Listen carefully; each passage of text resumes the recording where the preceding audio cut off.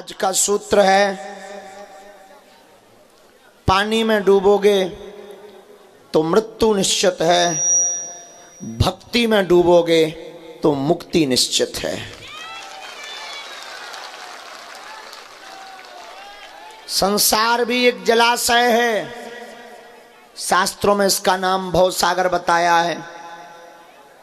और अगर तुम संसार की वासनाओं में डूबोगे तो मरना सबका तय है। और तुम मरे भी और दो कौड़ी की जिंदगी लेकर मरे तो तुम अपने आप पर भी पछताओगे और मरने के बाद भी पछताओगे। जीते जी तो पछताओगे ही पछताओगे। तुलसीदास जी का एक दोहा कली कुलशेखर गोस्वामी तुलसीदास जी अपनी बात बहुत दम के साथ बोलते हैं। गोस्वामी तुलसीदास जी कहते हैं, जब तू आया जगत में जग हंसा तू रोए, कुछ करनी ऐसी कर चल तू हंसे जग रोए।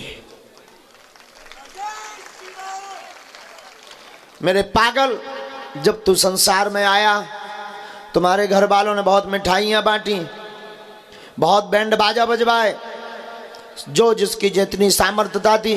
बेटा भया है, बेटी हुई है, घर पर लक्ष्मी आई है, बेटा आया है, नारायण का आया है, राम अवतार कन्हैया आया है, कृष्णा आया है।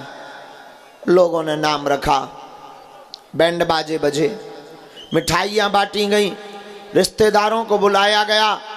लेकिन याद करना, तुम्हारे जन्म लेने पर तुम्हारे माँ बाप, तुम्हारे परिवार जितने खुश थे, कभी अनुभव करना किसी दूसरे की जगह पर देख करके कि जिसके घर पर कोई बालक पुत्र या पुत्री पैदा होती है, कोई संतति होती है, तो घर वाले तो बड़ा उत्साह मनाते, बड़ा झमक झोल करते हैं, बहुत बड़ा तांडव करते हैं, बहुत बड़ा महोत्सव करते हैं। कई लोग तो लाखों लोगों को बुलाकर भंडारा करवाते हैं। लेकिन एक बात बहुत करीब से आप अनुभव करना कि जिसका जन्म होता है वो रोता है।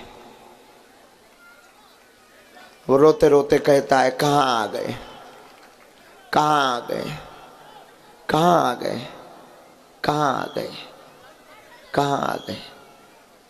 तो जिसका जन्म होता है वो रोता है, लेकिन संसार वाले हंसते हैं।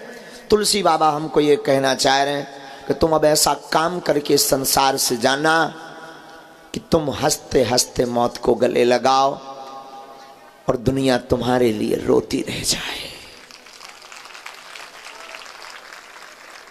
हमारे बीच से कोई मसीहा चला गया, हमारे बीच से कोई बुद्ध पुरुष चला गया, हमारे बीच से कोई साधु चला गया, हमारे बीच से कोई ऐसी चेतना चली गई जो पूरे संसार में अपनी प्रेम की खुशबू प्रवाहित कर रही थी। हमारे बीच से कोई समाज सेवी चला गया जो पूरे समाज को बटोर कर एक करने का काम कर रहा था। हमारे बीच से एक सनातन का योद्धा चला गया। लोग रोते रह जाएं और तुम मुस्कुरा करके मौत को गले लगाओ। इसी का नाम जिंदगी है। और मेरे पागल, अगर तुम ऐसा कुछ नहीं कर पाए तो तुम जीते जी भी अपने आप को कोसोगे और मरने के बाद तो कोसना तय है। और तुम सोचो कि तुम्हें कोई बहुत बड़ी संपत्ति उड़ा करके फेंक दे, और माफ करना, गांव के लोगों की प्रायः सोच बहुत उल्टी होती है। मुझे ऐसा कोई महात्मा मिल जाए, ऐसा गुरु मिल जाए जो जमीन का गड़ा हुआ धन बता दे कि जा तेरे घर पर इस कोने में सोना गड़ा है। और आज के कई लोग केवल गांव के नहीं, बड़े बड़े बुद्धू भी, पढ़े लिखे भी बन जाते हैं, और वो जाकर के गड़े धन की अर्जी लगा करके रुपया भी लगा देते हैं। बाद में क्या मिलती? मिट्टी की मिट्टी। फिर कहते हैं कि भगवान नहीं होते, दिव्य शक्तियां नहीं होती।